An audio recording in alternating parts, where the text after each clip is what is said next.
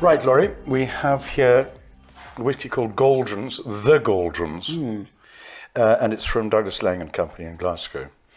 Apparently, the Gauldrons implies a stormy bay. Now, this is a blended malt, and all the whiskies apparently are from Campbeltown. Okay.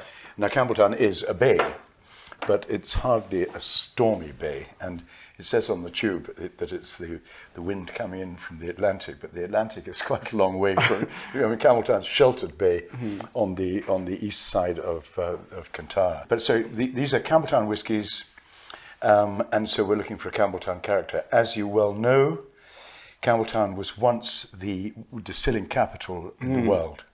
At one time, there were 35 distilleries in Campbeltown, and today there's 3.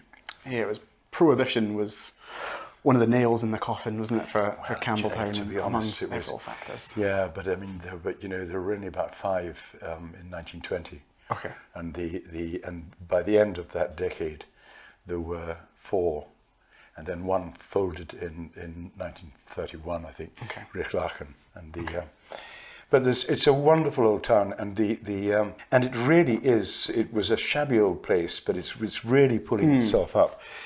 There are currently 3 proposed new distilleries, one at Machrihanish and 2 in the town itself. Yeah. The people from Campbeltown are called Toonies, and they're very, very proud of their town, justifiably so, and very proud of the history of Campbeltown as a whiskey centre. Absolutely, it's got great heritage, Campbeltown. Yeah. This particular bottling, as you say, is bottled or created, if you like, by Douglas Laing. It's part of their series of blended malts called the Remarkable Regional Malts. Oh. So they have one called Rock Oyster, which is made up of coastal single malts, obviously blended together.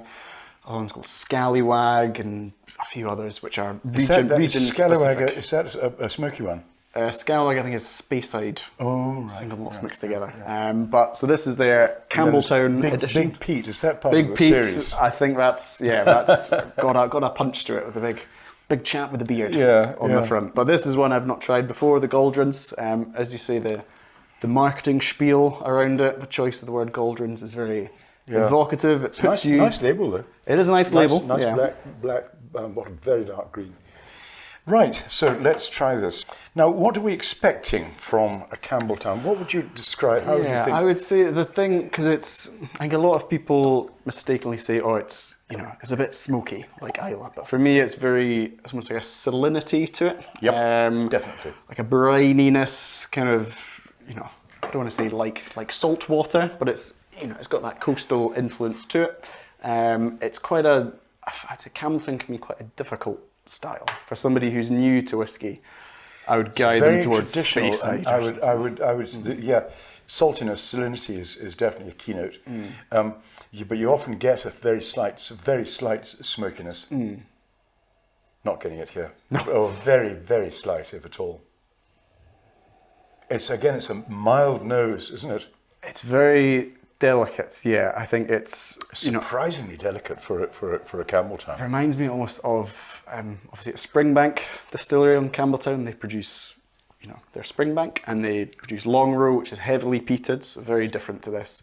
And then they also produce Hazelburn, which is unpeated and also triple distilled, so it is a bit more delicate.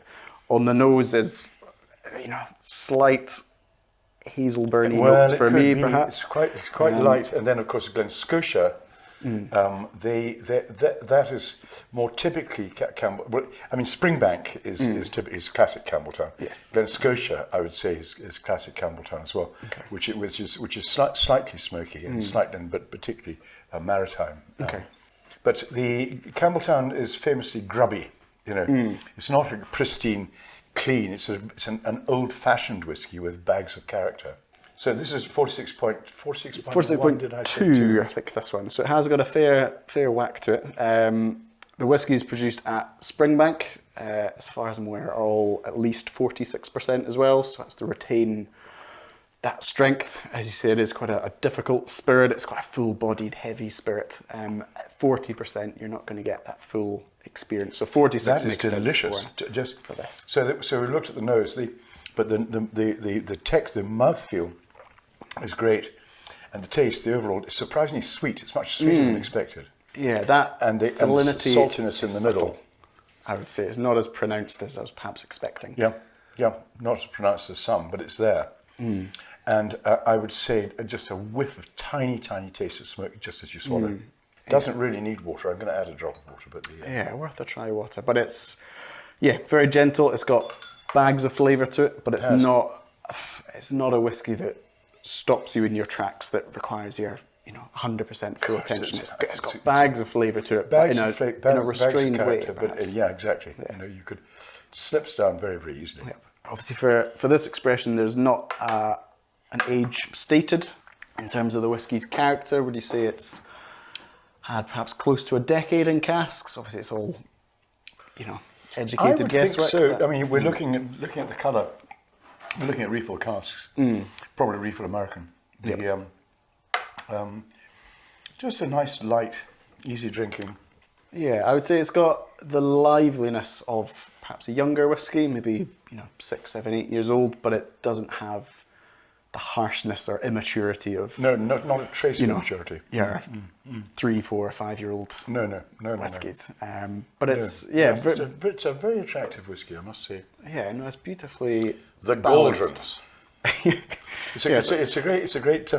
They make a thing about a spider. You see the spider in the middle, and this is the spider's web, and the tube it's all spider's web, and this is supposed to be a reference to Robert the Bruce. Okay.